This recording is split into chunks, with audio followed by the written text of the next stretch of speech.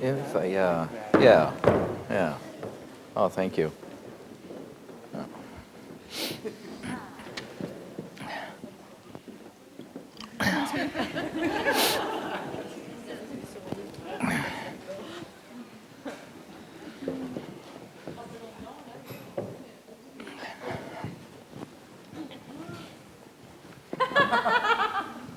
Is it? It's warmer? Oh.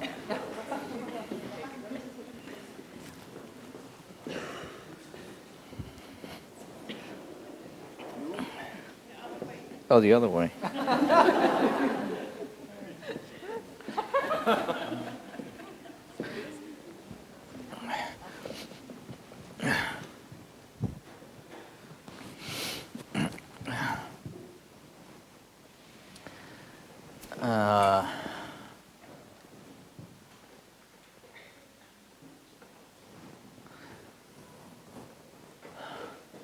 Can you turn this light on?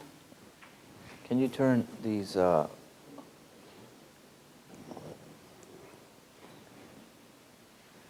getting too dark in here. On me, the spotlight. There's a spotlight.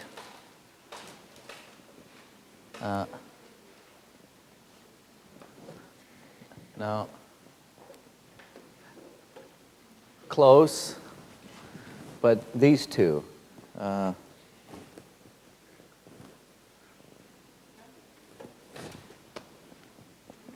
That's nice.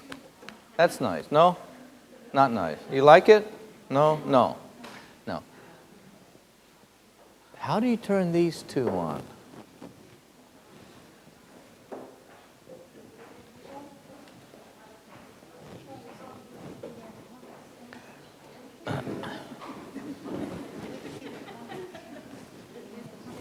Yeah, try that. Yeah. Yeah, that would be nice. Yeah.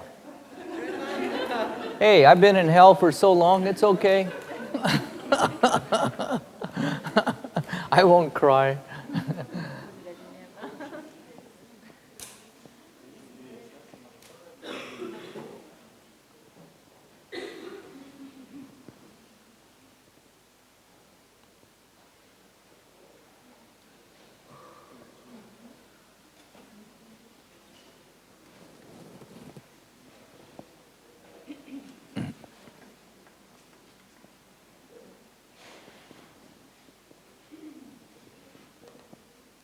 Ah. Wow.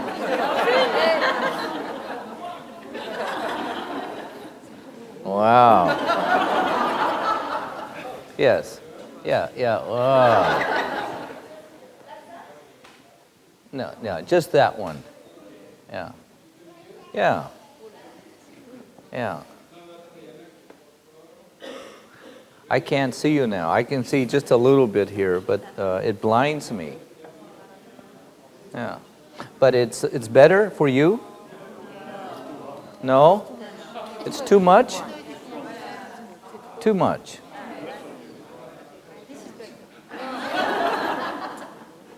It's really too much? Yes. Okay. All right.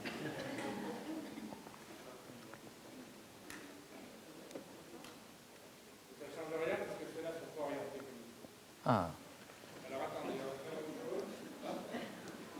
Is that okay? He's trying something else.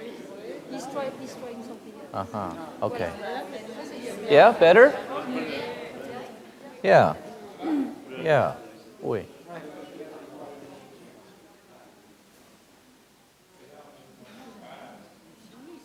That's nice. That's nice for me. Moi j'aime bien. That's nice.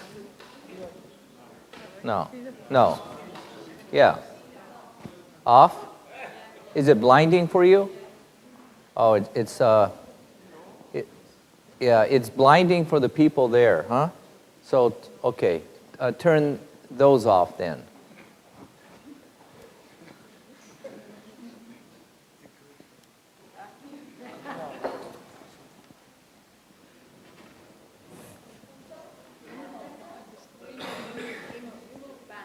Okay.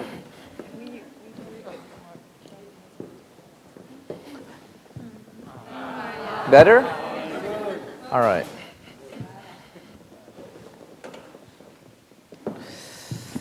Better, huh? Huh. Simple.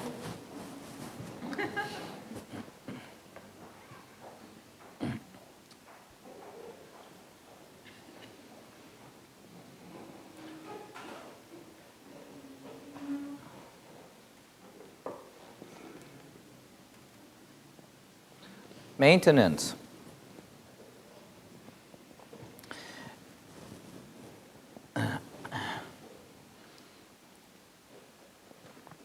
Maintenance is having the effort. Maintenance is putting the effort to back away from the Berlin Wall, because we are taught to stay at the wall. We're taught to stay, work, live near the Berlin Wall. Maintenance is pulling back. So we get to see, understand, clear up the misunderstandings that take place at the Berlin Wall. And having the effort to, having the care to pull back. And it takes effort. Maintenance is something like when you find yourself very angry and for good cause or bad cause. Isn't it difficult to just pull away, pull away from that wall? Because the anger keeps you there. And people find reasons to stay asleep. People find reasons to stay angry. They find reasons why to continue the war. And all kinds of reasons will come out. All kinds of rational reasons you can produce. Instead of doing maintenance and pulling back. So you have to care more, understand, to really do maintenance well, to pull away from the Berlin Wall. You have to care more than what your parents taught you. You have to care much more than you have taught yourself to care. You have to care so much more than your anger, your laziness, your jealousy. You have to care so much more than your bitterment, revenge. You have to care so much more than your revenge. To do maintenance and pull back. You know, it's and I know in the beginning, our habit, it is because the way we were taught in school is to think, logic, reason, think, logic, reason. And when you spend enough time in the desert, and all the conditioning starts to melt away, you begin to realize that life is already done. It's done. It's done, people. You already have been born. You have already been born. It's done. Where are you going then? Where?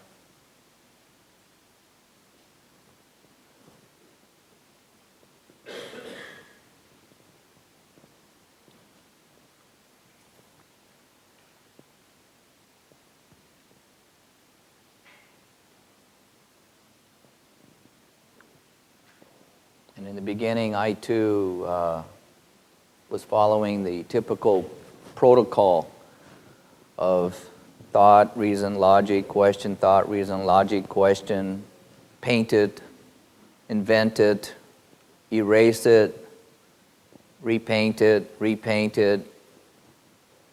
thought, reason, logic, step 1, 2, 3, looking for formula, put a formula, try this formula, try that formula, try this formula, and try that formula. And all you do is chase your tail. But it almost takes like, it's almost like imagine this, think about this. This might help you. Because consciousness is a very strange commodity. Consciousness is a very strange creature. And to capture it, and to have it, it's not of reason and logic, and it's not of the mind. Right? Imagine, can I have a match, please?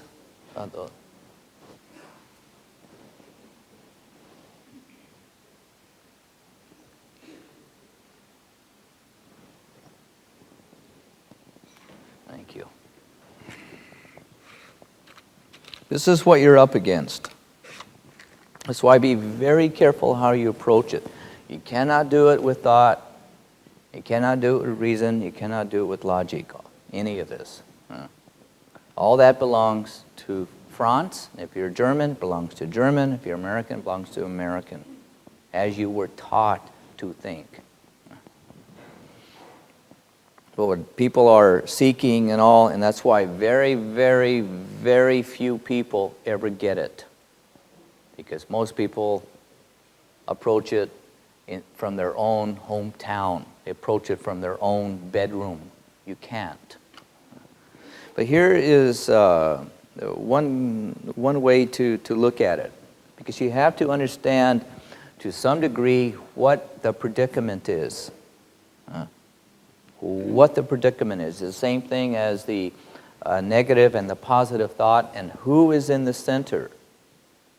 It's a contemplation, people. It is the contemplation. It is the contemplation. It's the quietness. It's the looking. It's the effort. It's the... And yet, what you can see, come to terms, you can see. And what you cannot see, you better be very clear with that. You cannot see. Don't paint over it.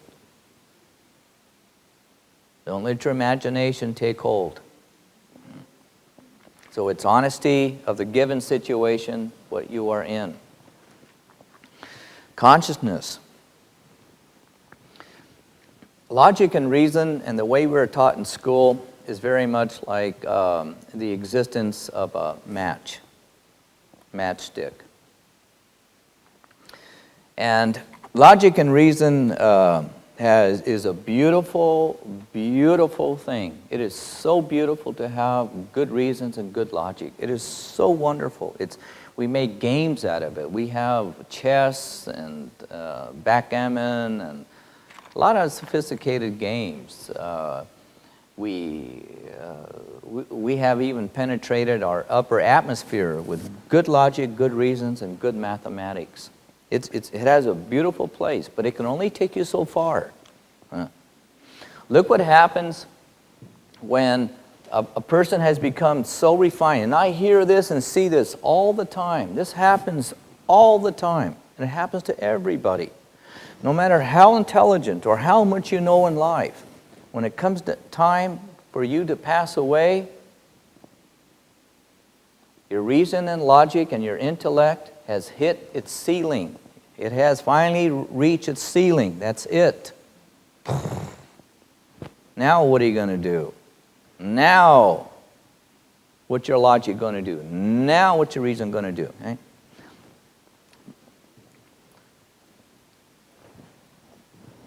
Reason and logic has cut down trees,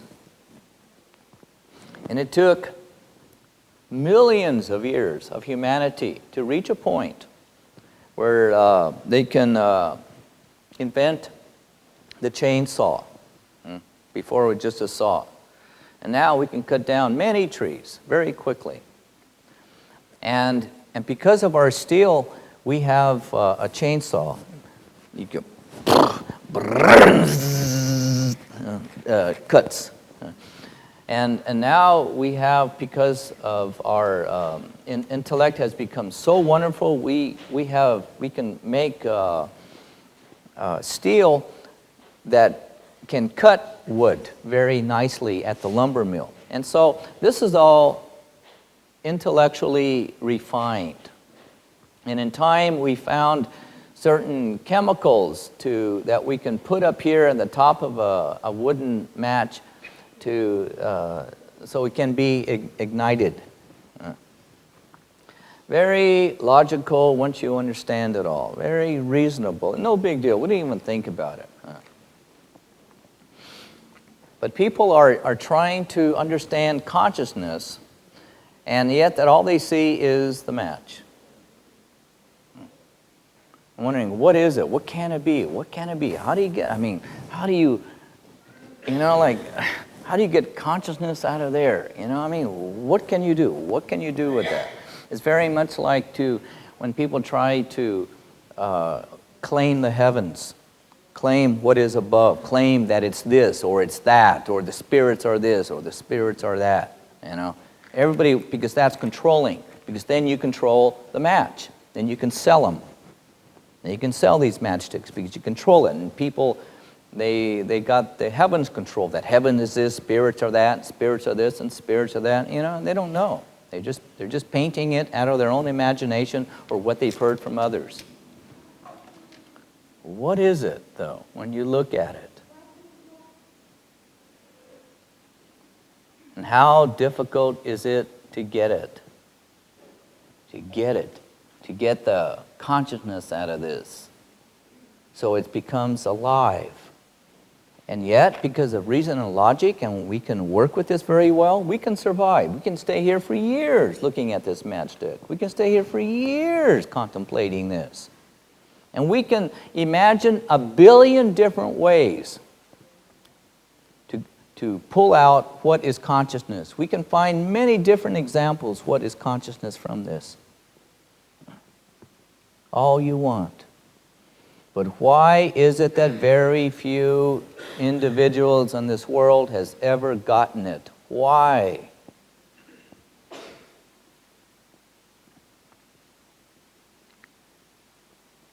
What is effort? Real effort. It's very much like in the movie Braveheart. That the movie Braveheart, William Wallace, that was his real name. And William Wallace really did exist. He really did most of those things that you saw in the movies, and he was a very brave person. And William Wallace also was plagued by visions. He had lots of visions. And William Wallace was just another Scotsman that put out effort. There was a passion in there. Something created the initial spark. As it is with anyone who gets it, there's a spark that has to be initiated. That spark. And that's always the hard part. Just that people, because of reason and logic and how they work, they're striking on the wrong side of the matchbox. Or they're not putting much effort.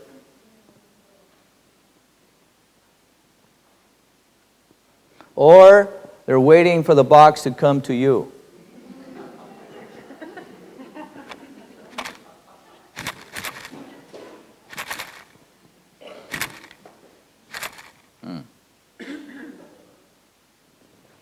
To find the right face, it's not an easy thing, and it's not something that is written on walls.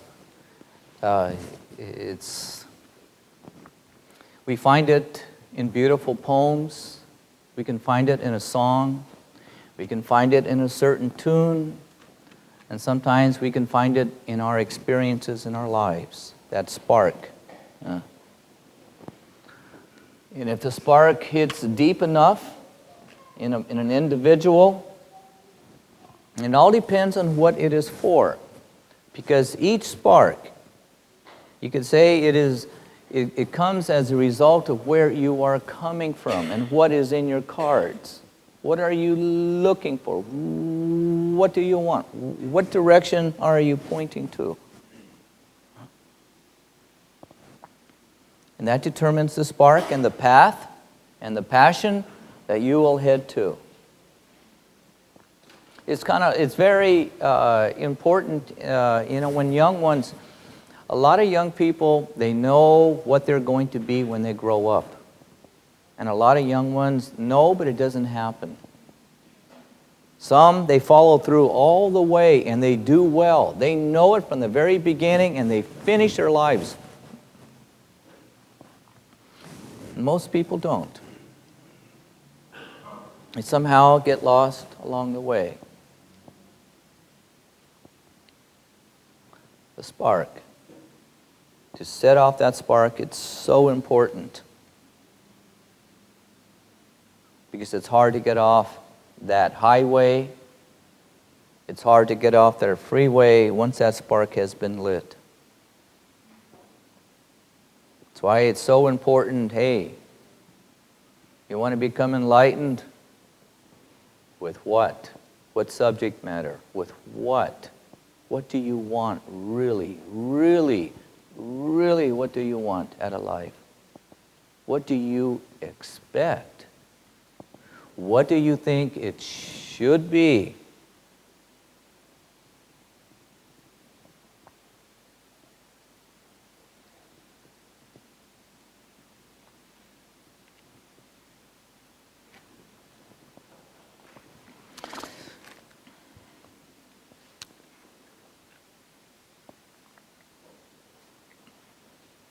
There are small perspectives. There are bigger perspectives. There are much bigger perspectives. And there are much more bigger perspectives. And there are huge perspectives. How far from the Berlin Wall do you want to see?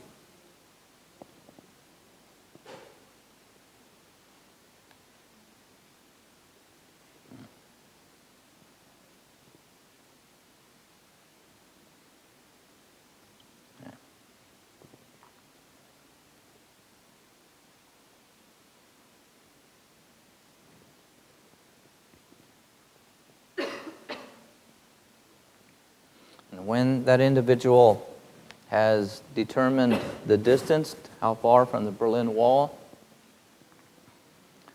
and somehow it's in the contemplation. And somehow circumstances has put them in a situation where they, you could say, have neutralized the minuses and the pluses. They have neutralized their acid and alkaline within their feelings and their behavior, so they are just now walking the earth and not trying to change it. They have neutralized themselves enough that they just kind of like let spontaneity finally come back into their life. So it puts them in a time and in a place, in a situation that consciousness can show its face. And all that time of contemplating and looking at it and finally just, let's say, bending the head. And for some odd reason, something happened. There it is, alive.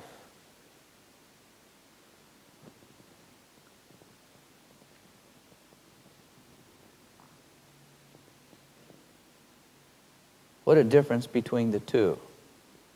What can you do with that? What do people do with that?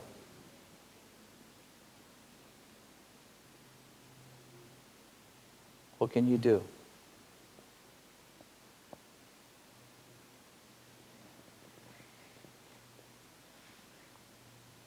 That's the vast differences between what awareness is and what consciousness is. There's no control. You could say, yeah, it's controlling within the various matchstick, but fire itself is fire.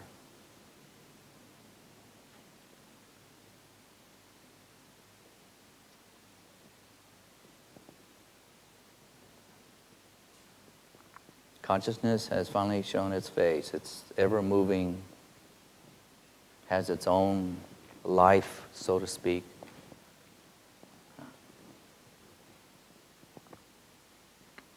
And to merge yourself with that.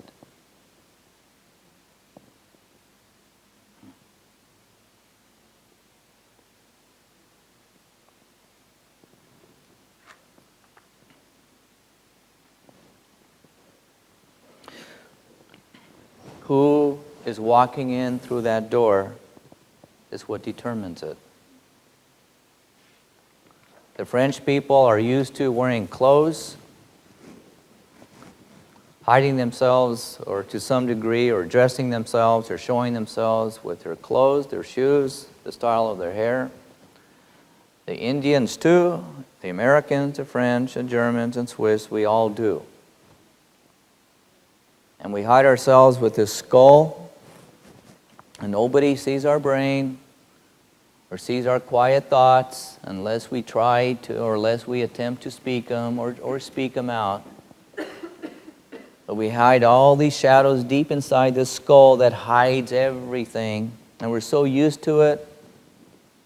But then we'll say, I'm showing myself to you, but I'm not.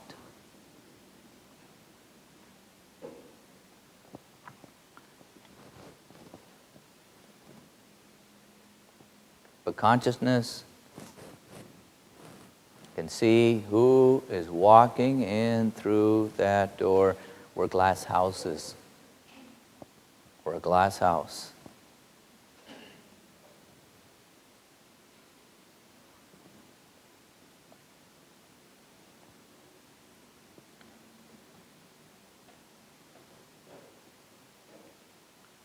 You get 1 million people walking in through this door.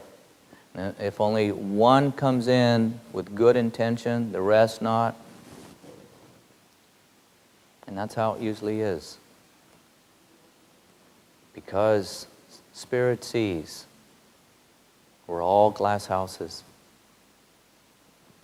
Call it a violation of your personal feelings. Call it a violation of your personal self.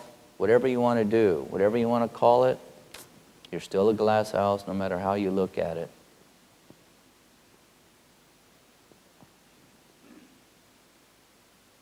There really is something to confession. There really is something to speaking out. There really is something to putting it out. But it's not to the public, it is between you and what is above.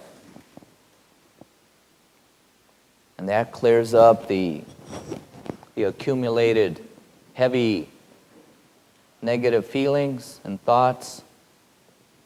That clears it up, changes the code, lightens up those heavy thoughts. In essence, maintenance of being a good maid, a good janitor, a good toilet cleaner, a good window washer inside you. Maintenance.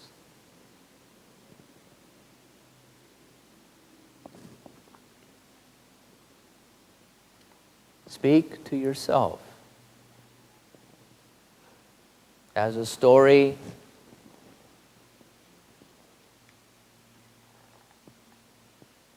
and offer it up to yourself as a story. It is no one else's business, people. Don't turn it into gossip. Don't turn it into guilt and start to vomit what is inside you to every person that crosses your path. It is only between you and what is above.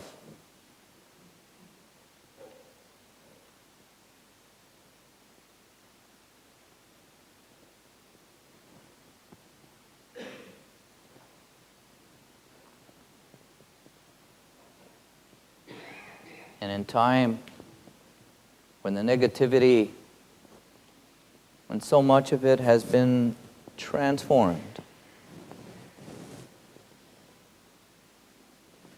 somehow by talking to yourself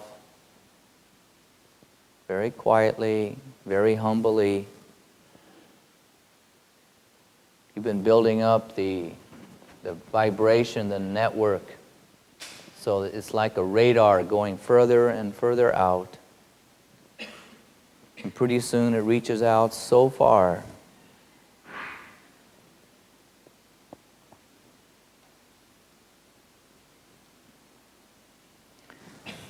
Every human being that has been born, you can say you have come from some place and from some time. And where you have come from, no doubt, you have had other families and friends.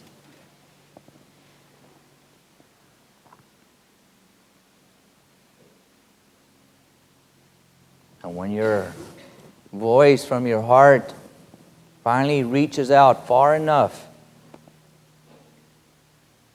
and connects with this family far, far away, maybe a friend, an old friend, will come to help.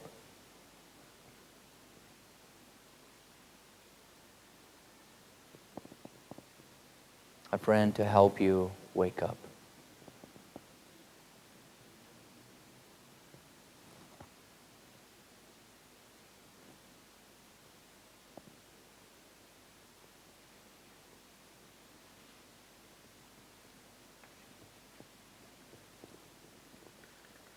The mind has to use a microphone and speakers. The heart has the microphone and speaker inside.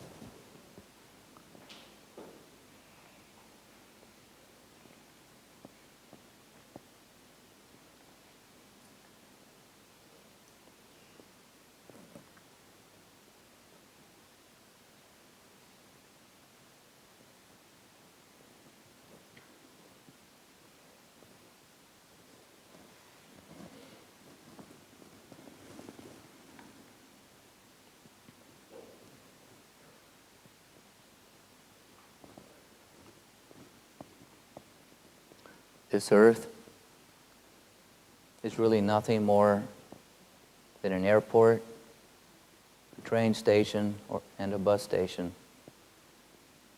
We all come from different directions. You all came with a round-trip ticket. And one day you will reach down deep into your pockets, deep into your heart, and pull out the round-trip ticket back.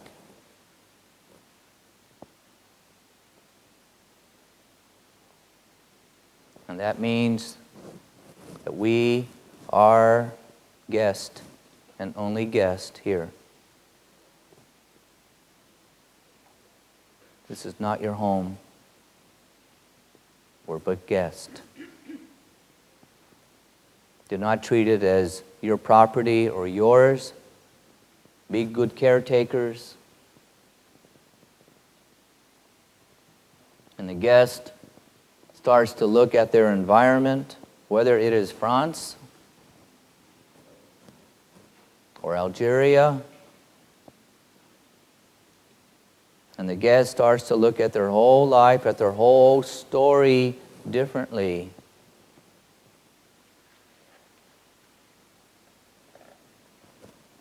Because all creatures that leave, they leave one book here, and they take the book of their heart with them. And most people leave a lot of trash behind, and sewage.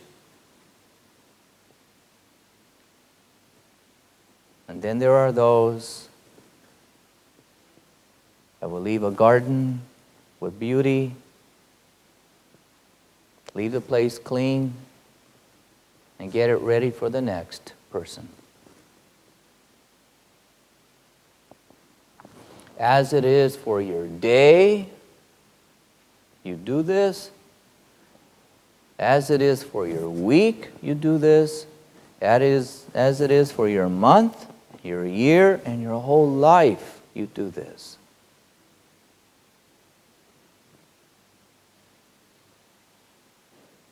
And this is the medicine that really changes, that helps to change you inside, to strike. To get that first spark lit. That's what's important. Get that first spark lit inside. And you cannot stop the rest.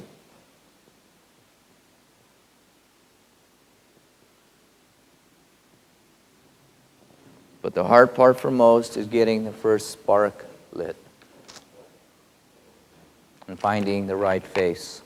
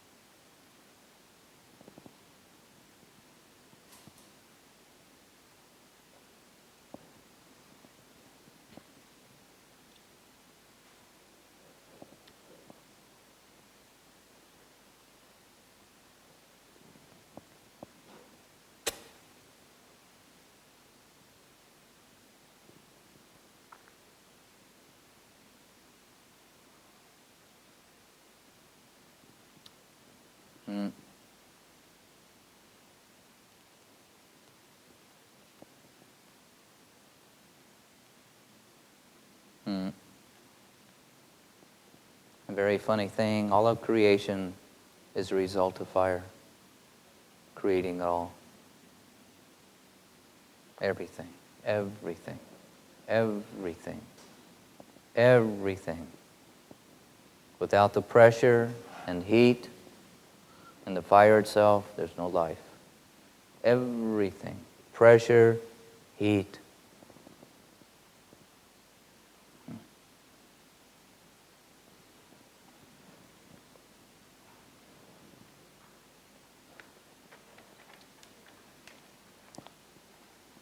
Pressure, strain, effort.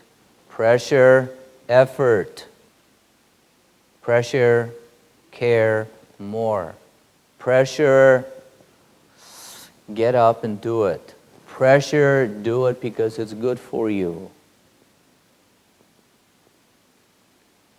Without pressure,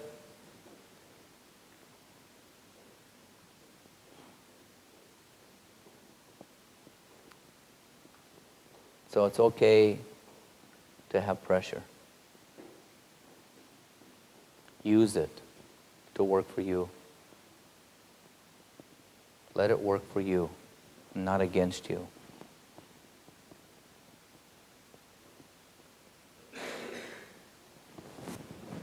There was a question about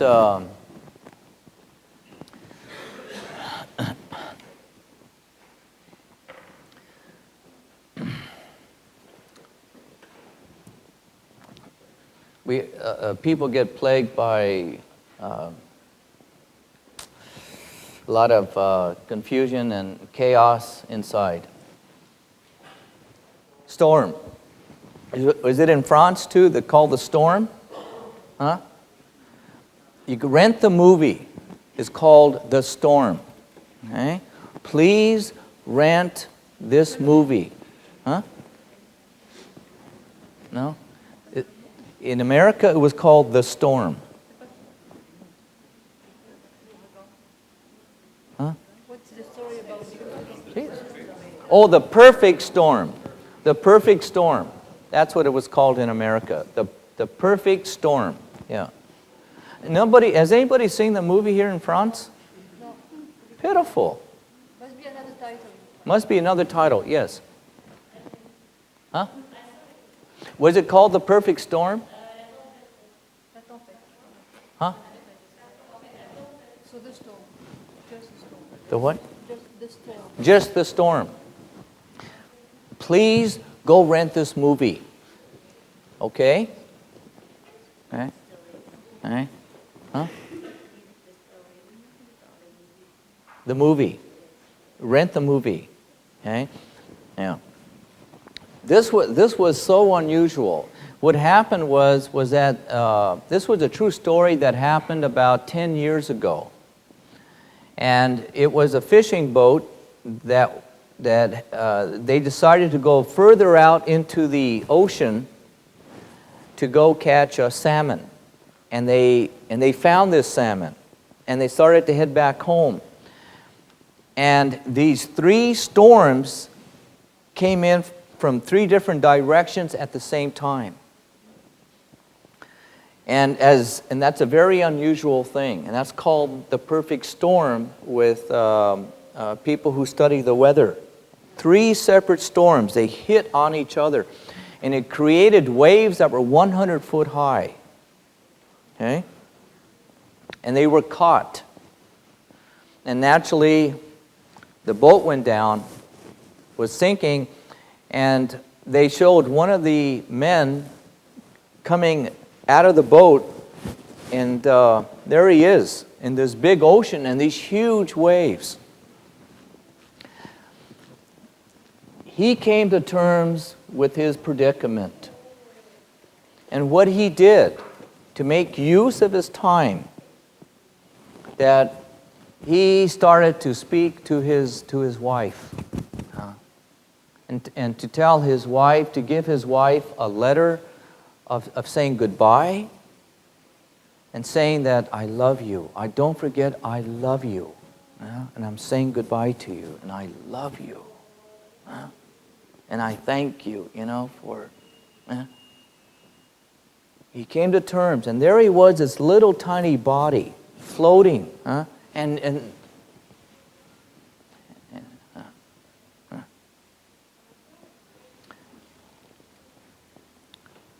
when a person reaches a certain level of understanding, meditation, and contemplation, you will find yourself many times, because of the way the body, our hormones, we all have problems. Things go wrong, things go wrong, things go wrong, and things go right.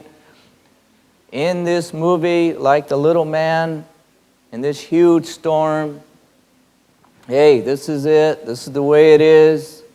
Steady, steady, steady, steady. The storm is a storm. That's all it is. You may lose your life, but it's still nothing but a storm. This is what the predicament is. Inside your head and inside your feelings, it's a storm too, but that's all it is. Just be steady with yourself until the storm passes. And whether it is depression, a headache, whether it's bad feelings, whether it's agitation or confusion, steady, steady, steady. Stay in your heart if you can. Be quiet if you can, deep down inside, and weather out the storm. Because once you identify with the storm, guess what? You are the storm. Don't claim this and don't claim that. You are the storm if you identify with it.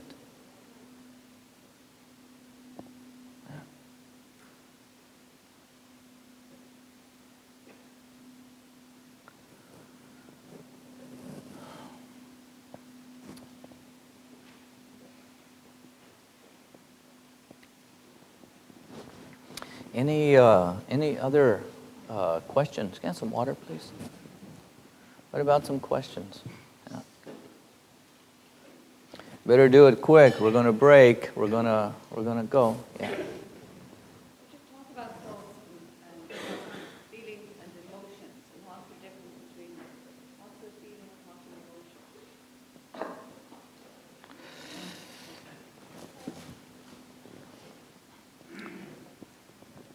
A feeling is not an emotion, obviously. An emotion is a sensation. An emotion is it's a sensation. A feeling is like a spark. It comes and goes. It kind of appears and goes away. An emotion is like a storm. An emotion is like it's like a movie. It can move. It moves like movies. Feelings are like pictures. It takes pictures. There's no moving pictures. Yeah. So that's why you got to be careful with the emotions, so you don't get lost in the movie. But is it not possible to confuse strong feelings? Yeah, they ride side by side. Actually, the feelings are almost like on the peripheral.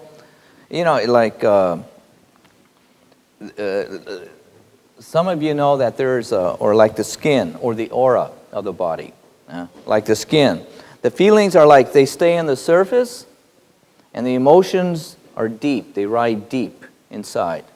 So they kind of work hand in hand, you know, with the skin and the deep feelings inside.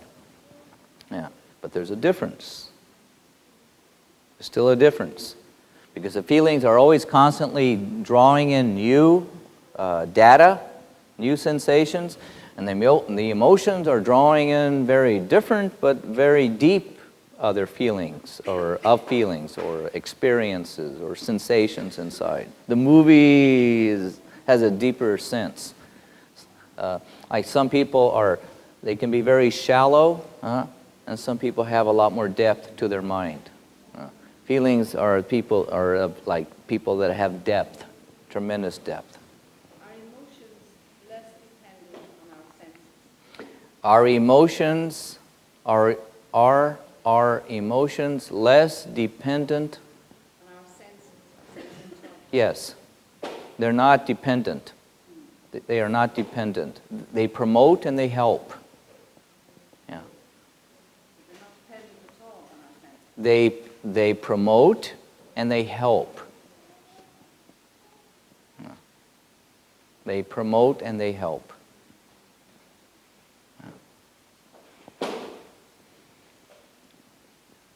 I like both.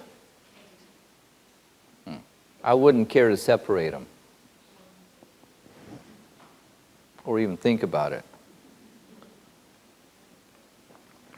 Maybe it's an advantage to you, but No, it's just that what? I began to wonder if I confuse strong feelings with emotions.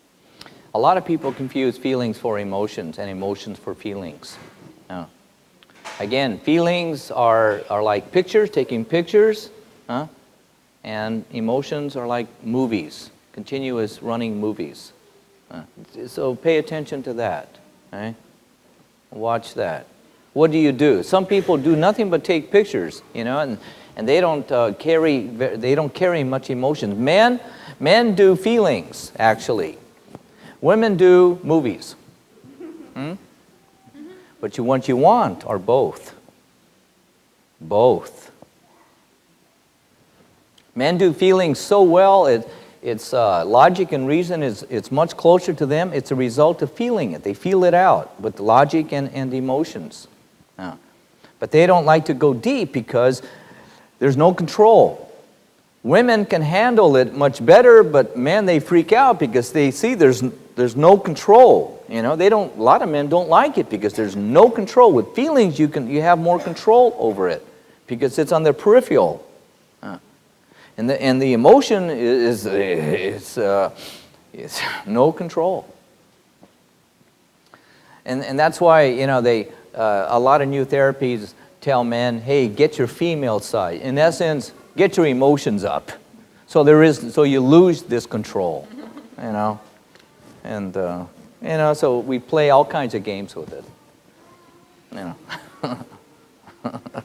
That's all it is.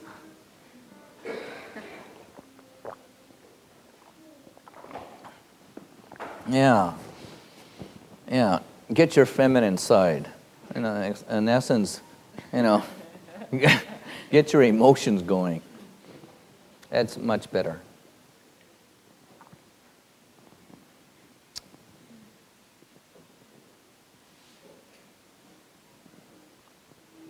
From the way you talk to it, it sounds like it's where the mind is in relation to the It is. It's where the mind focuses, because basically men are I'm pretty sure it's really inherited in our genes in men, where the focus actually goes to the feeling state, and in the feeling state is where the logic and reason can best deal with it.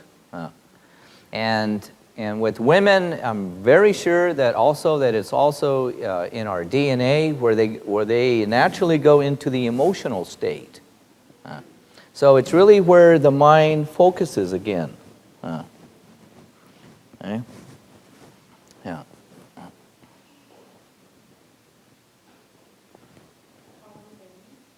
How do they meet? Usually with arguments.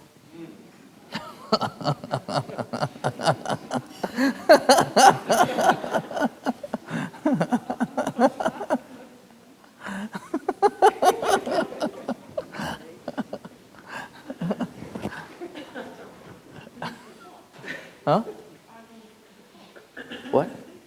What? When you have an argument, you're thinking. Yes, yeah, you are thinking, and you're feeling and emotional too. Arguments draw up all three fields: thinking, emotional, and the feeling. Yeah. Oh yes. It can get very hot or very constructive. Yeah. It gets very constructive when there is no threat, and the emotional state is you could say okay with itself. It's not threatened to the point that it becomes volatile, and dangerous. Yeah. Yeah.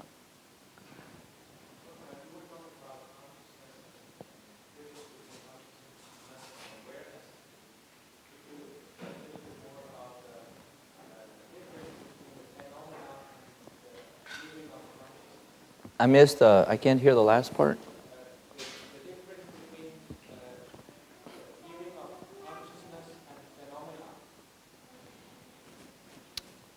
The difference between consciousness and phenomena.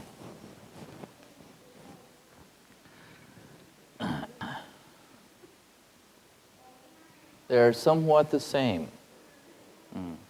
They're somewhat the same.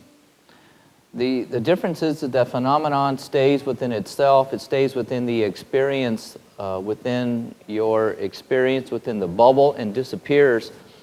Whereas consciousness, it has its own life force, you could say. Phenomenon appears like taking a picture. It's taken, and then and whereas consciousness is like a lit match that stays inside.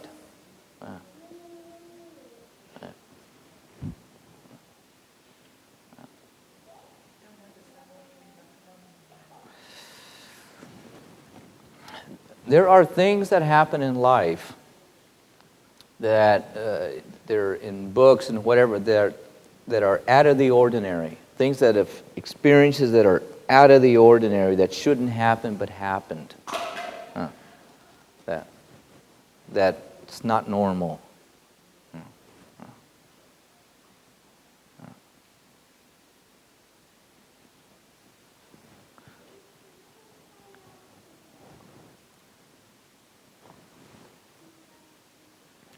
We're going to break. We're going to go home. So get your courage. Okay, now. Pump it up.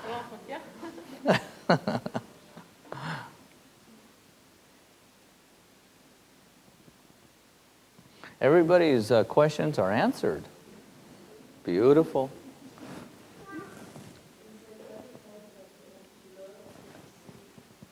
Can you speak up, please?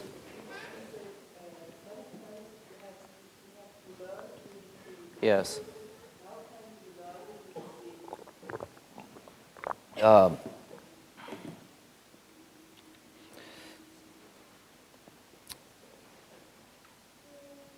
You know, I was, most of my life, I was raised a Catholic.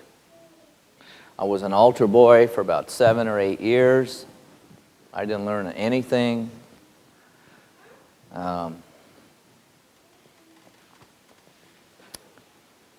I went to lots of Mass. I went to Catholic school for the first 8 years, 9 years. I flunked first grade, had to go again. And my interpretation of receiving as a result of all this education was presents. Outside of my birthdays and Christmas and whatever events or luck, you know, there's no such thing. But most of it was the emphasis of giving. The emphasis is to give, not to receive, but to give. And when certain phenomenon had happened in my life, it opened up a whole new world to me about existence, about the Creator, about life. And I saw that I was blind and ignorant my whole life. I was taught to be that. And this giving and the receiving that was taught, it was the result of, I can see it was taught as a result of ignorance, fear, and control. And actually, in reality, life does nothing but give. Does nothing but give. It gives, our planet has given me something to stand on for my whole lifetime. No matter where I go on the planet or whether I'm on a ship, I have something to stand on until I have to pass away. And then it showed me, when the sky opened up, it showed me that it does nothing but give me air to breathe. I can hold my breath, I can hold my nose and hold my breath, and I can die if I want and not breathe. I don't even have to think, and automatically my body inhales. It gives me the breath of life for a whole lifetime. What a gift it is. So now I realize that I have something to stand on my whole life. Unless you're in California, you don't have to worry about earthquakes. Something very solid, something that I can trust, that has given me something that I can trust to get to know myself much, much better. And to have the air to breathe. It gives me oxygen, fuel. And then I have the farmers out there. And I have the grocers out there that provides me the food. And if they stop growing the food, Earth provides its natural foods for me to go out to get, to start to hunt once again.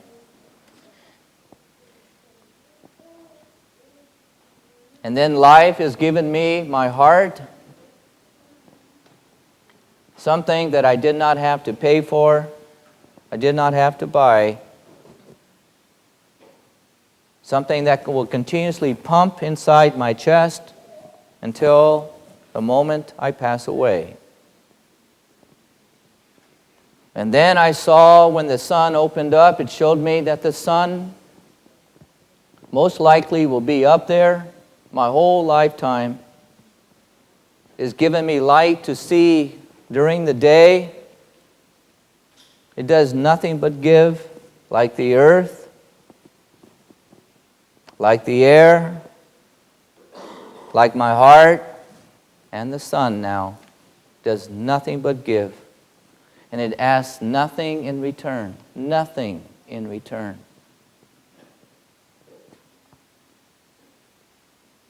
Nothing in return.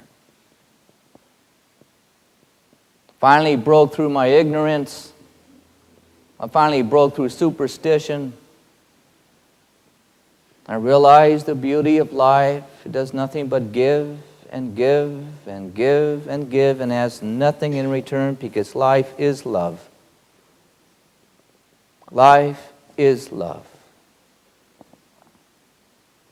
It's given me a wonderful sandbox to play in and to live in.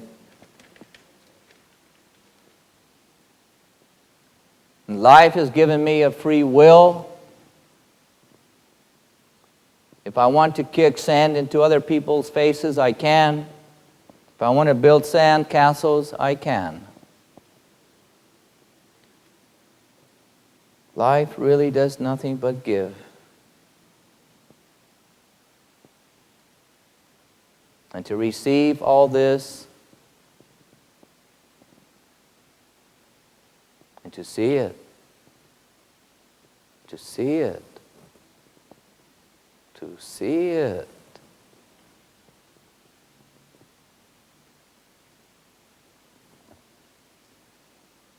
In essence, it's really the breath of God.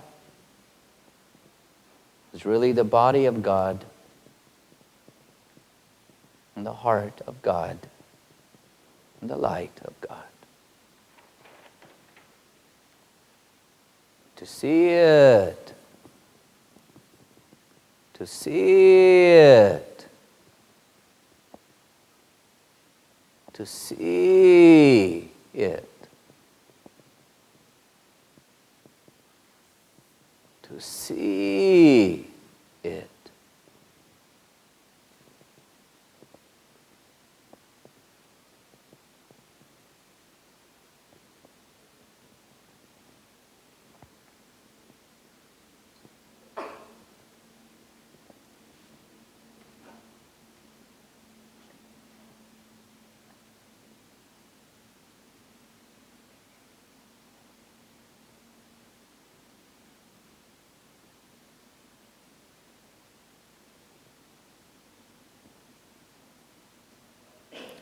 But you have to do maintenance and pull away from the Berlin Wall to see it.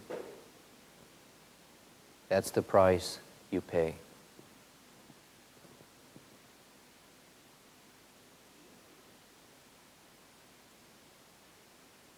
And the more you pull away, the more alone you see you really are in this universe. And the more you pull away, the more you'll have the courage eventually where you can look back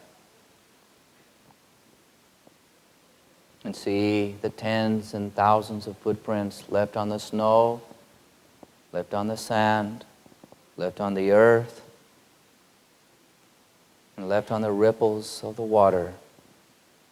To see it.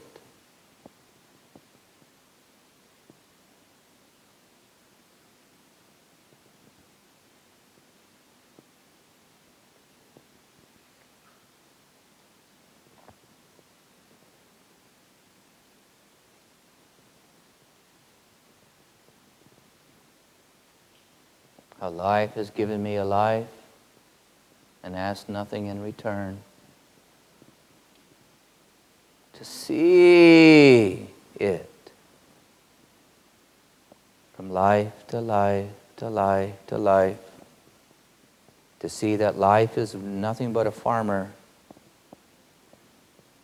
A farmer that constantly tills the soil and gets a new piece of ground, a new piece of land. Gets a new time and space ready for you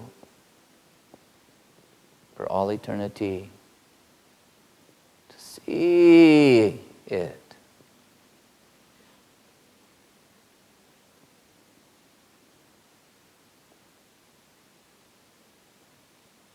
The farmer of all farmers.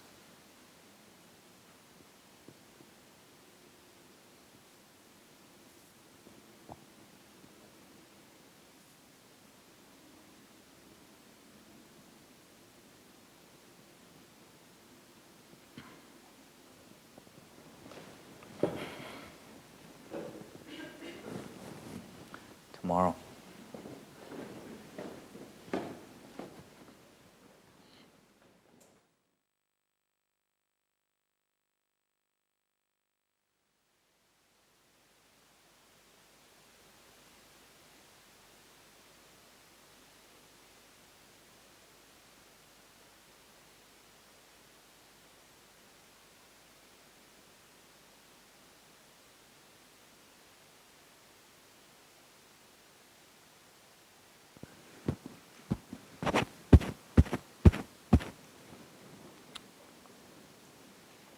So many things to see. So many things to see. So many things to see.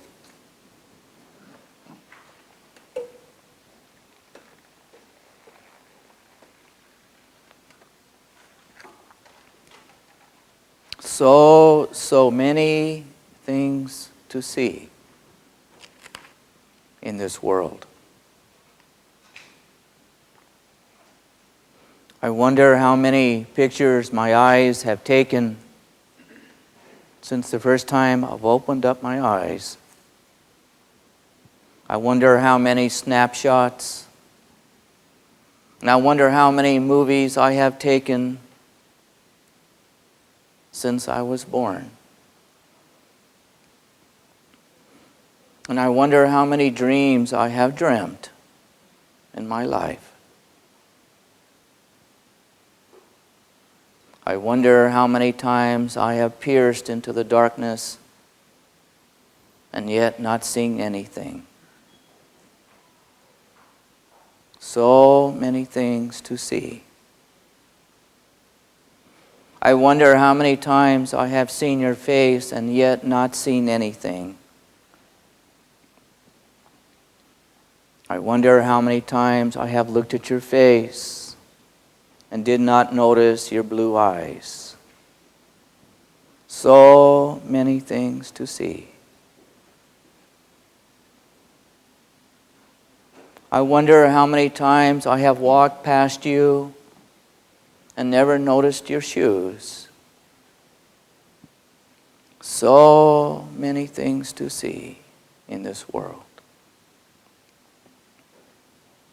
I wonder how many times I have spoken to you and never had any idea that you loved me. I wonder how many times I have walked on the sidewalks and never noticed that neighbor and never noticed that store. I wonder how many times I have taken a deep breath and never noticed the fear inside.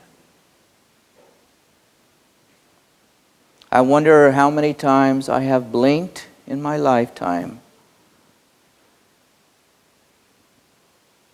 and yet still not been able to see, and yet not able to see the shadows, and yet not able to see the reflection off your cheeks of what you were trying to say. So many things to see in this world. I wonder how many times I have walked into my car, sat down, started the engine. And what a beautiful thing the batteries are. And hope that there's a charge just enough to get me to work. And I wonder if I pay attention to my own heart, if there's just enough charge to keep it beating till I can finish the day.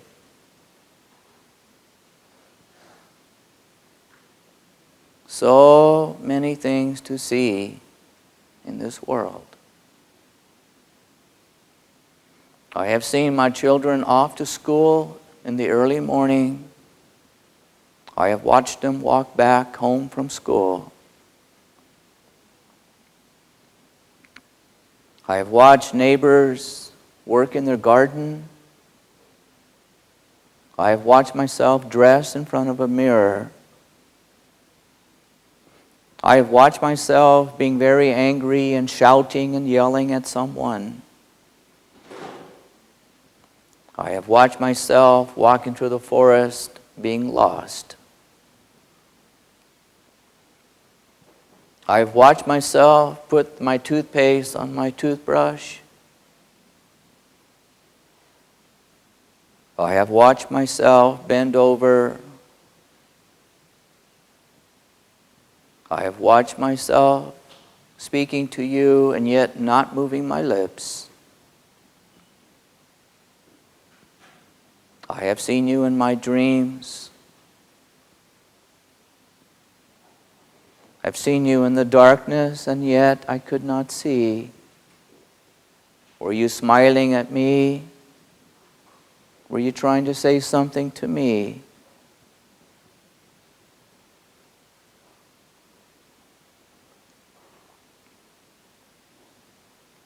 I have felt the tiredness of my eyes at the end of the day, and wondering, am I too tired to see your face anymore? Is it the stress? Or is it my heart that hurts? So many things to see in this world. I wonder if my life is like a book, and somehow every day is nothing but a page to be turned by ordinariness or by complacency. And I wonder who actually turns the pages. Is it the setting sun? Or is it geared by the full moon once a month? Do I turn the page because I do not like my day? Or do I glue my pages together, hoping not to see my future? What do I write my life with? What medium? Do I use ink or do I use the blood out of my body? Do I write my letters with hatred? Do I write it with boredom? Do I write it with passion? Do I use pencil or do I use ink? Sometimes acrylic is wonderful, and sometimes it's just plain old watercolors. So many things to see in this world.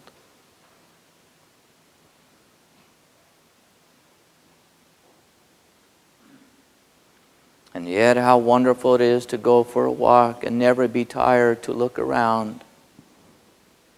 Even though they are the same people of Lyon, the same buildings, the same cement, the same cars, the same sky.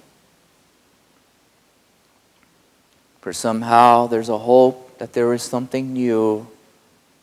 Somehow there's a hope there's something I have not yet seen. A reflection of someone's face that's quite unusual. Or an experience that may come to me that may unlock my mind.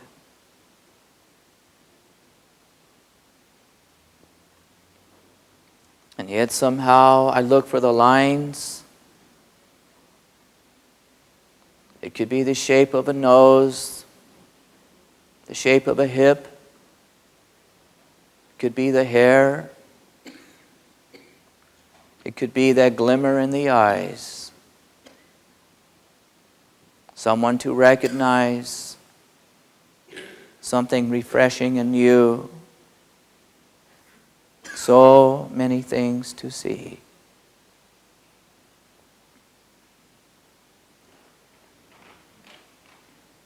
I wonder how many pictures my eyes have taken since I was born.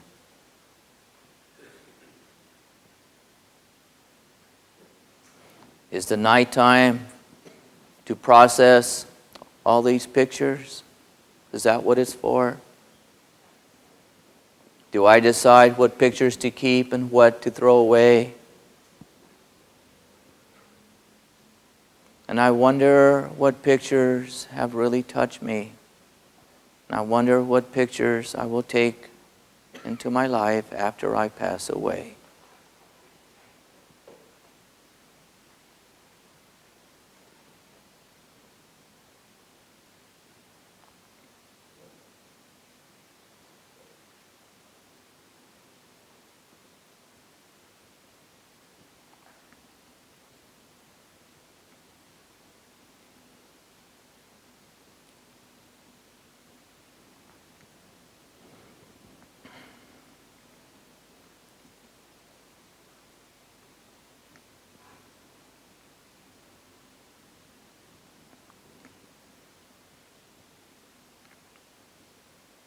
For you are the guardians of the blink. It is you that are the guardians of your eyelids. It is you who decides when to blink and when not to. It is you who decided to turn your head and look. It is you who decided to turn your head and look away. It was you who pressed the button to take the picture.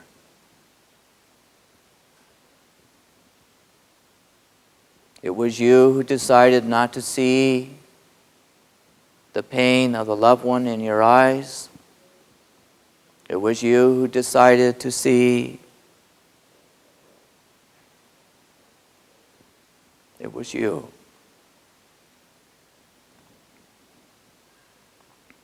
Now I wonder what these very delicate, sensitive eyes are for. Are they just to take pictures? Are they just nothing but cameras? Are these eyes only to prevent us so we don't run into trees and houses and run into other cars? Are these eyes only so we can go to movie houses and watch movies or watch a play?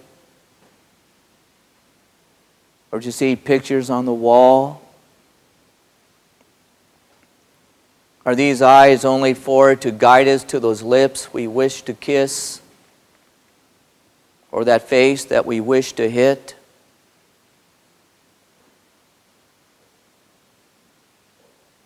And very oddly, we find ourselves with two cameras, two eyes, two movie projectors.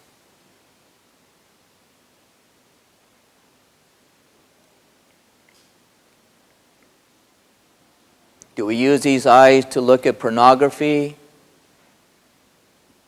Do we use these eyes to look at the architectures of the world? Do we use these eyes to study the bridges? Do we use these eyes to see blood and gore in a newspaper? Do we use these eyes to criticize others? Do we use these eyes only to see the limitations and the weakness of others, and then to blink away at the appropriate time not to see their goodness, and to find some great reason to turn our head as not to see their goodness?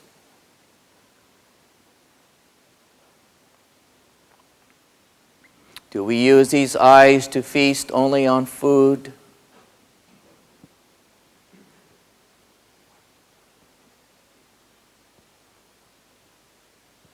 Do we use these eyes to increase the greed in our blood?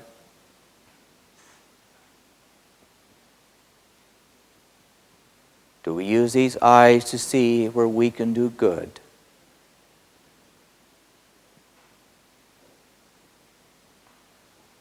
Do we use these eyes and turn them into teeth and mouth to eat up other people that we wish to strip and rape?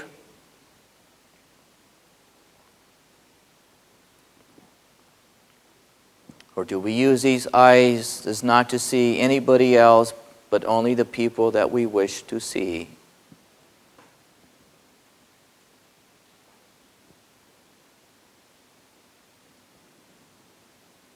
I wonder what we use our eyes for.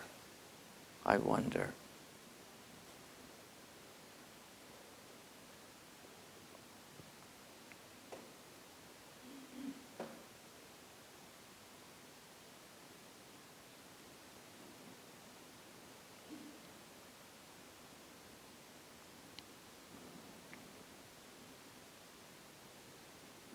Am I just a biological bag of chemicals with two unique cameras accumulating pictures transferred into memories and sensations inside the head?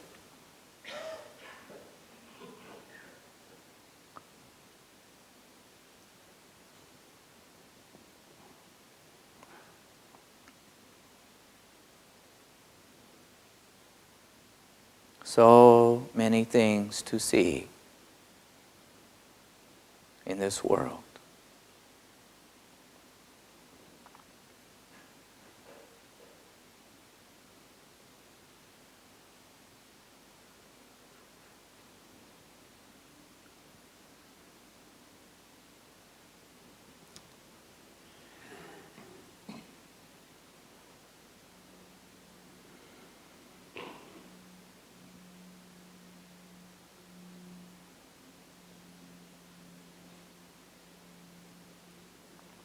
It is you that are the guardians that really decides when to blink and when to turn your head.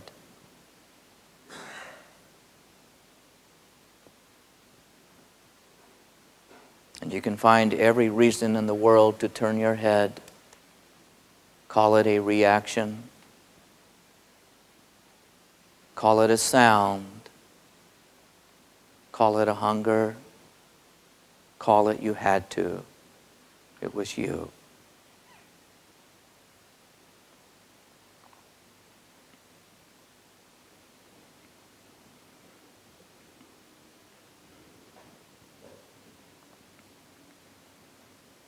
As a guardian of these two cameras,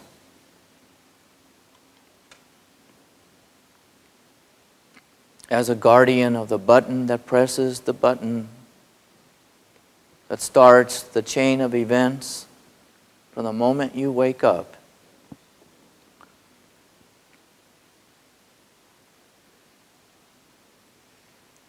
how so many people, every day is just another day. Another day to pay the bills, another day to get by,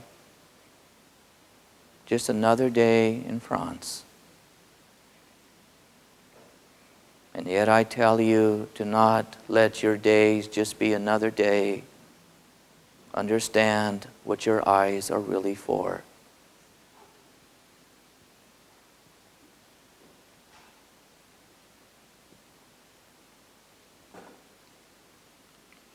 They are not just for pornography.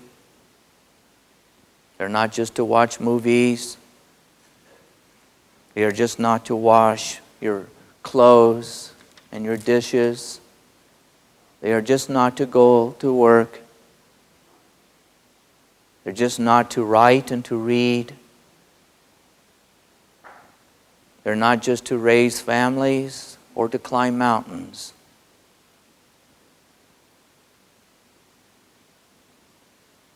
Your eyes are just not cameras alone.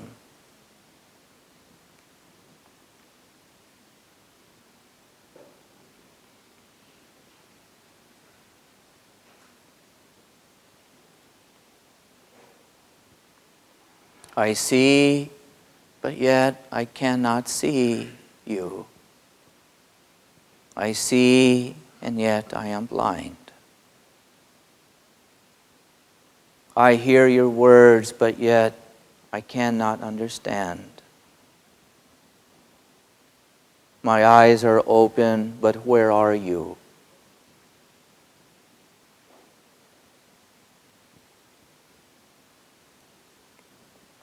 The paradox of not understanding what is right and what is wrong. The paradox of not paying attention why we have daylight and why we have nighttime. The paradox of the past and the future. The paradox of feeling good and not so good.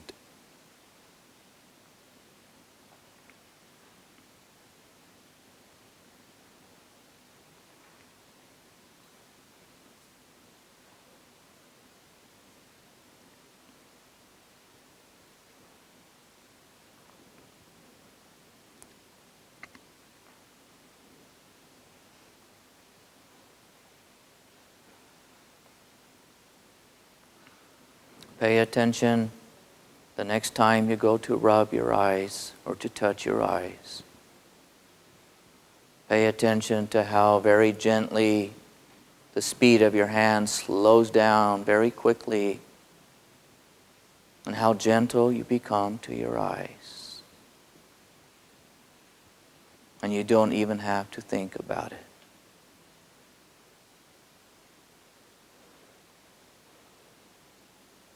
And imagine if you could be gentle to everything in this world with that same gentleness as you are with your eyes to everything that exists externally. Everything.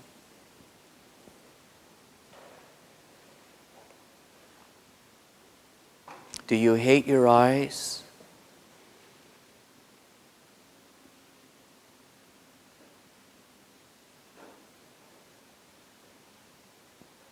Isn't it your eyes that really sees people that are not so friendly, that are not so good, that are not so kind? Isn't it your eyes that sees your children? Isn't it your eyes that sees your mother and your father and your grandparents? Isn't it your eyes that can see your enemies? Isn't it your eyes that sees the valleys and the storms approaching? Isn't it your eyes that finds your shoes for you? Isn't it your eyes that picks out what blouse or what pants to wear?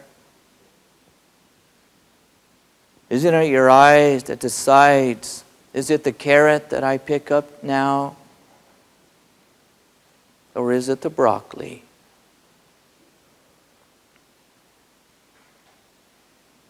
But like a light switch,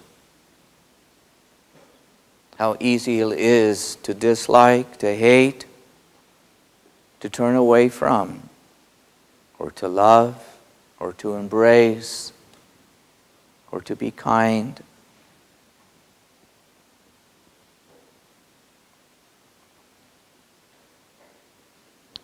A light switch it's a well-designed mechanical thing, and I say to you, leave the light switch on the wall.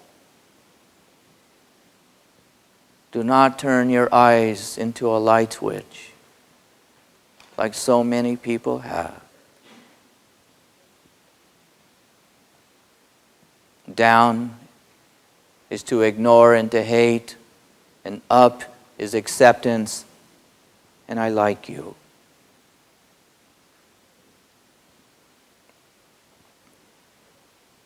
For you have the power to do this. You have the wiring to do this, and you have the free will to do this if you wish.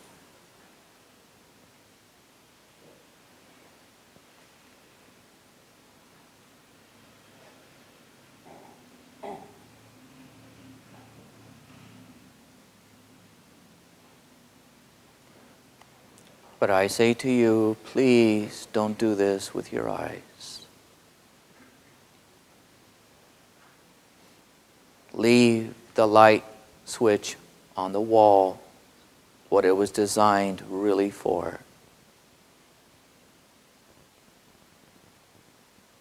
And leave the light switch in one position. Whether it is someone dying in a car accident,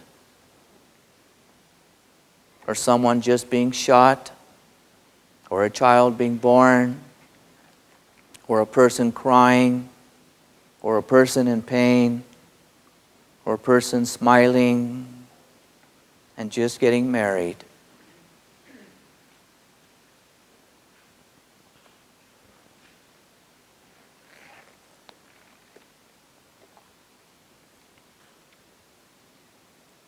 And then the medicine, what is in all human beings,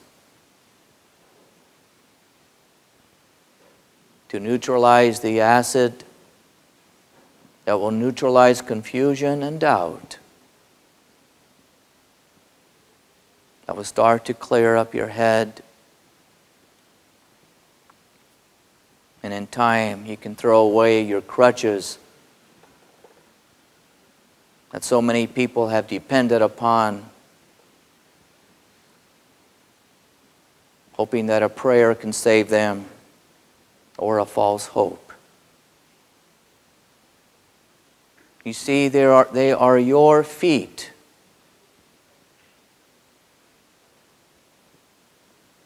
It is you who walked into the north. It was you who walked into the southwest. It was you who picked up your arm. It was you who flipped the switch. It was you. And that means do not flip the switch when the shadows of your own mind and heart start to appear to you inside. Do not close your eyes.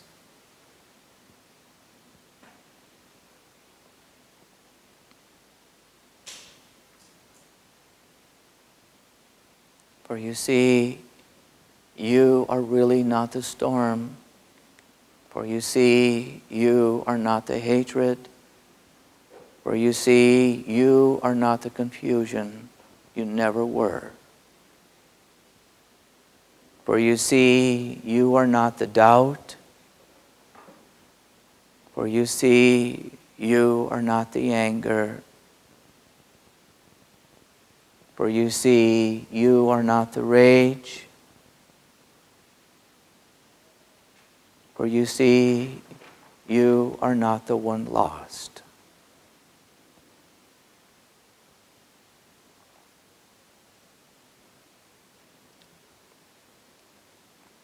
Be steady in your storms. Be steady while the storms are taking place.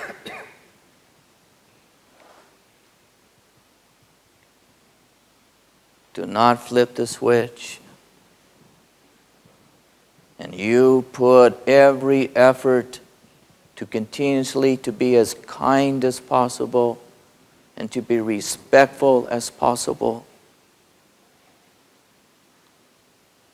while the storms of rage are eating up your brain and your feet.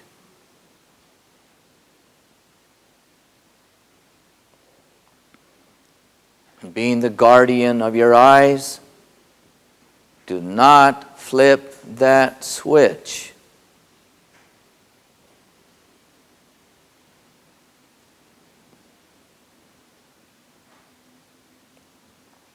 And you will begin to see what gravity is for, how gravity will start to do its job,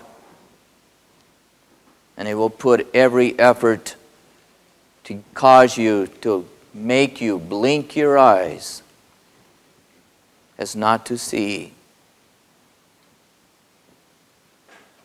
Gravity will have its effect and cause you and try to make you turn your head away as not to see.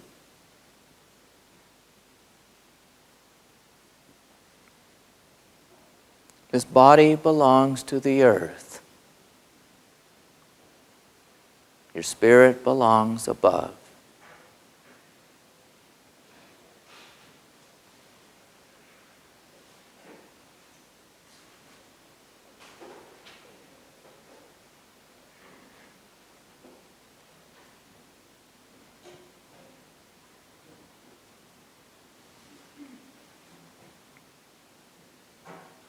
The hunger, it belongs to the mountains and to the rivers. Your hunger belongs to the desert and the forest.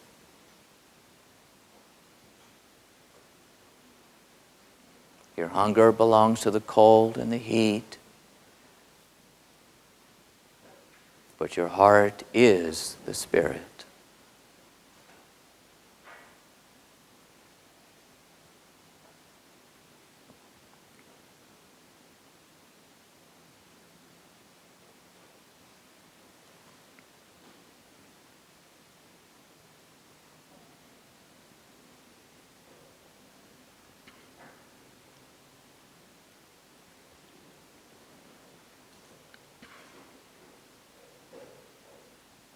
So many things to see in this world.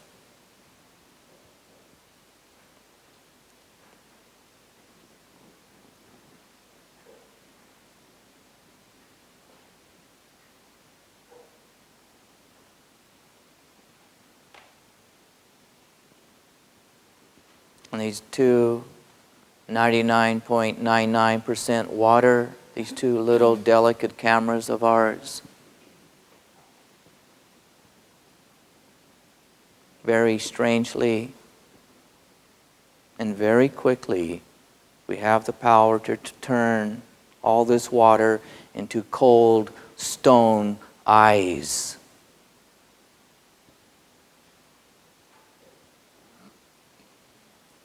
And in a flash,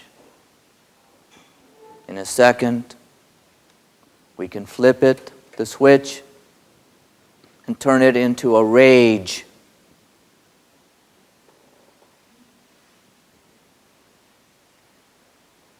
But it takes a much longer time, so much longer time, to soften the stone, soften the rock, soften the brick. It takes so much longer to put blood back into the stone. It takes so much longer to heat up the stone as to melt it back into water.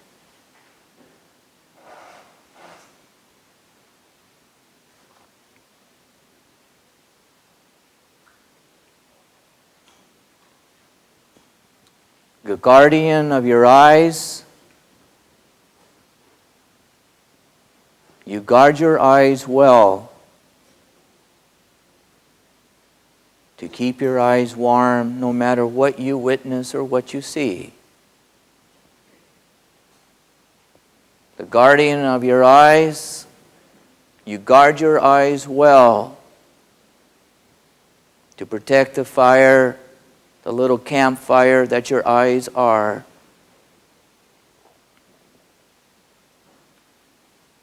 Do not feed it with a forest to have a forest fire. Do not let your fire go out. For the wood, the little sticks that you keep your fire going, for the sticks are kindness and goodness. Effort to understand.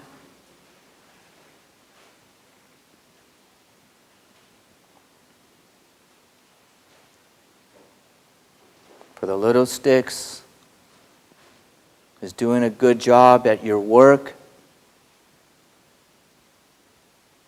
being a good employee, and being a very good employer. These are the sticks to feed your little campfire, to keep your eyes, but in essence, your heart warm.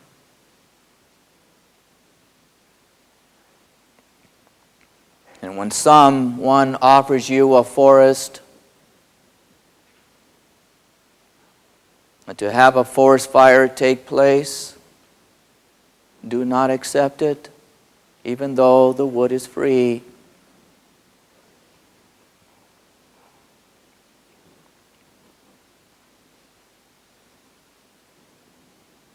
Every sentient being is born with two little campfires. That's all we need.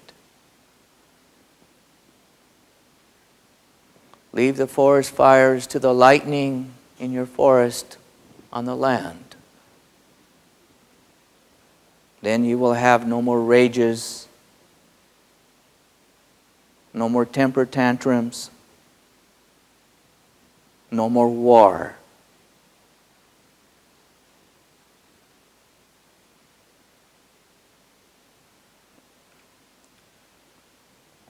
Guardian of your eyes, be a good guard. And protect the eyes of your young ones. And teach them what their eyes are for. And teach them how and where to find the little sticks, the little pieces of wood, and the dry grass, and how to tend the fires.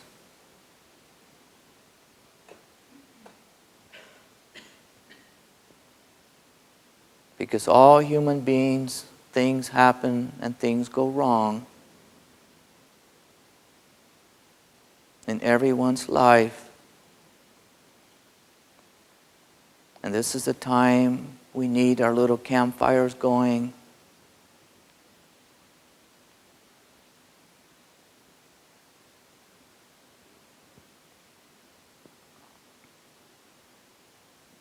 But if the fire is out, there's no more hope.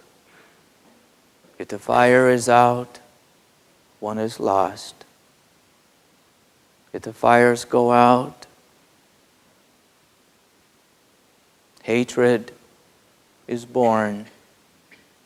If the fire goes out, easy to lose one's mind.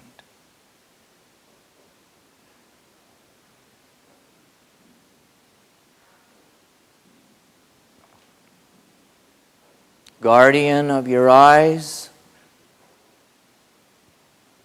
pay attention to how your fingers approach your eyes. Guardian of the eyes, as you respect your eyes, respect everything that you see. Guardian of your eyes,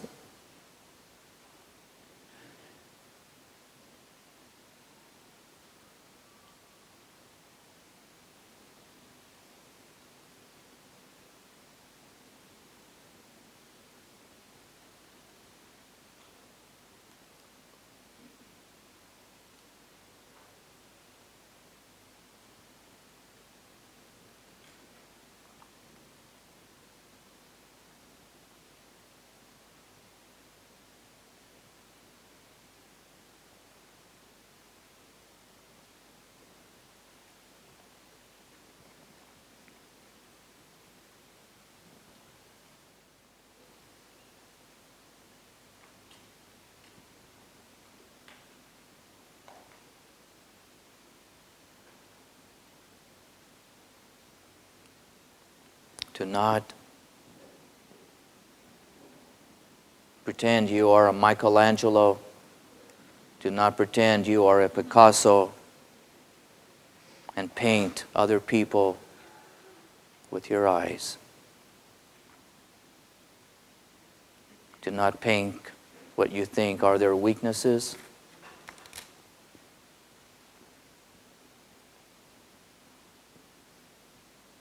Do not paint with criticism.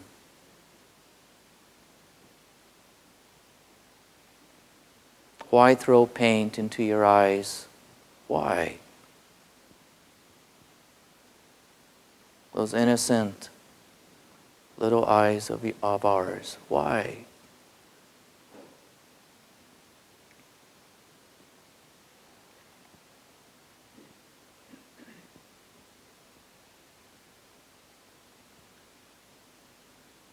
Your eyes are designed to be pure.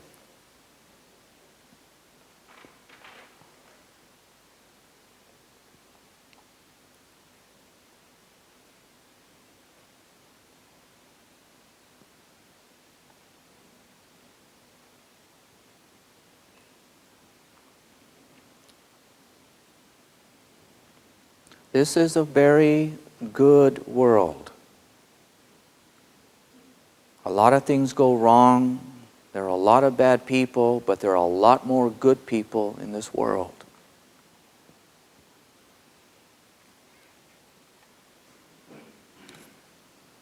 But every vote counts.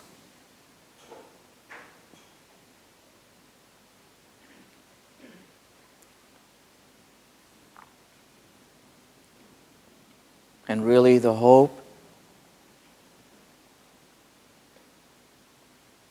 it's not really the adults. The real hope are the young ones. That they have more clarity, more intelligence, more compassion, and pure eyes.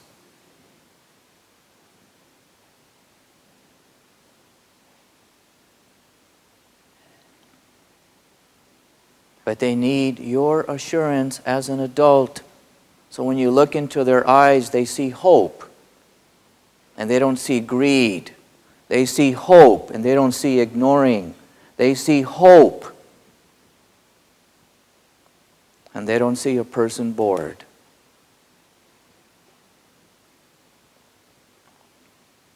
For when they see that the adult community,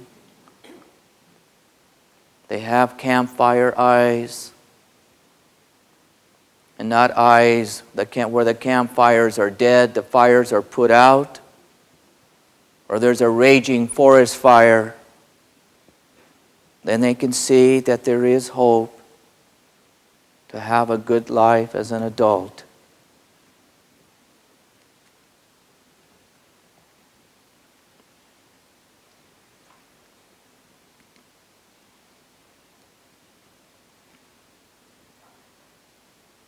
For that is the real hope of humanity. You do it for the future.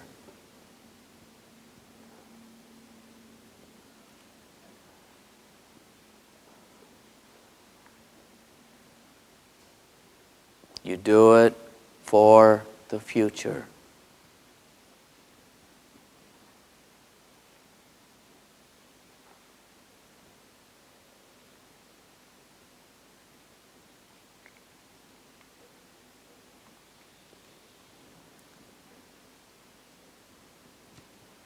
So little campfires. Every day's maintenance. And every day you got to go out and collect and find the little sticks to keep your little fires going. For the little sticks are touching a human being with a good handshake, with good business, with a good goodbye, a good hello, warm eyes.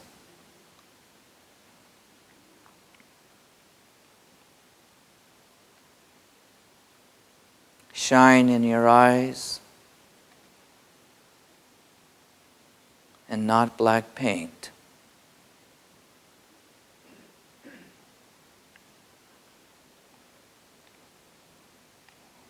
Keep your eyes kind as a fire is kind.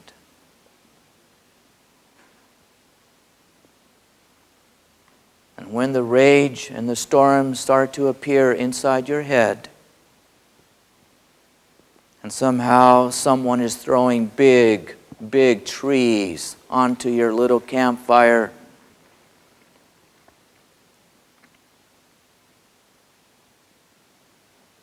you, guardians of your eyes, you think of the little ones who has to look into those eyes. What is better? To see rage or to see little campfires? To see a forest fire or little campfires? It's up to you. It's your decision what to show.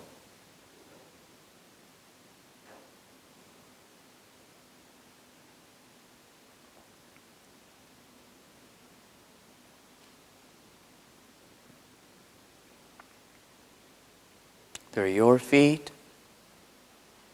They're your fingers. Your free will. Your choice.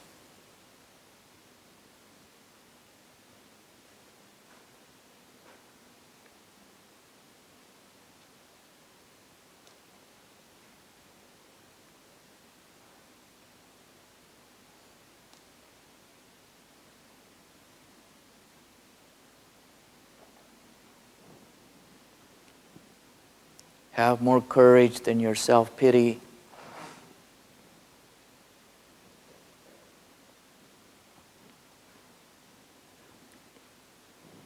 Have more courage than your guilt.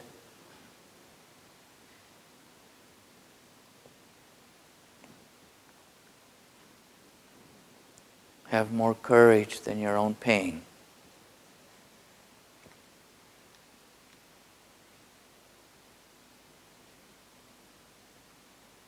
And the one who tends your fire,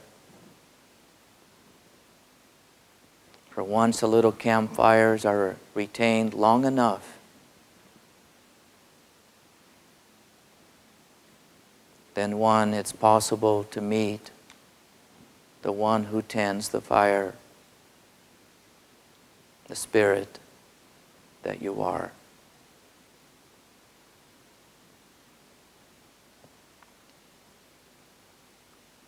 And your eyes will no longer be cameras.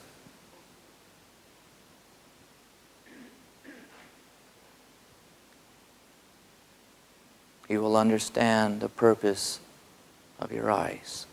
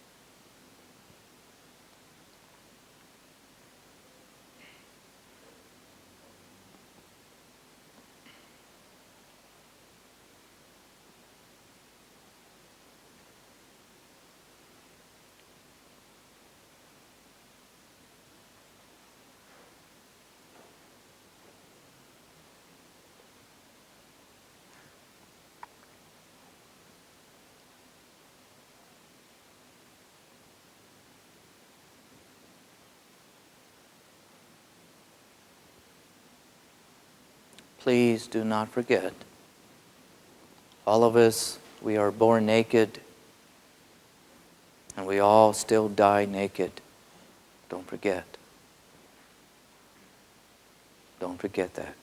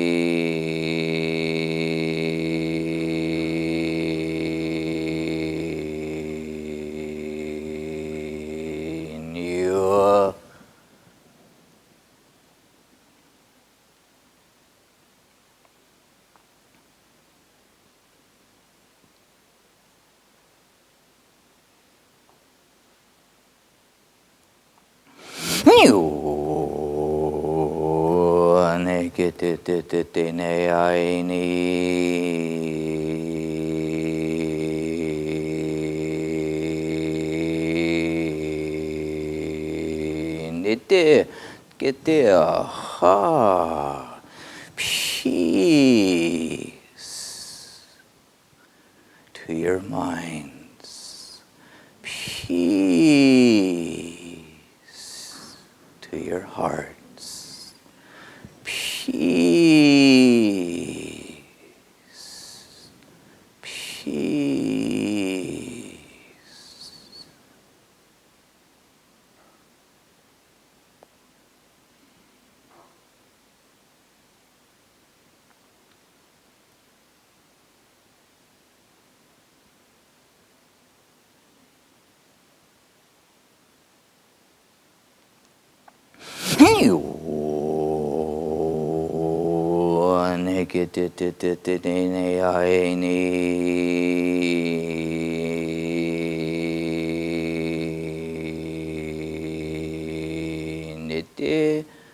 Ha.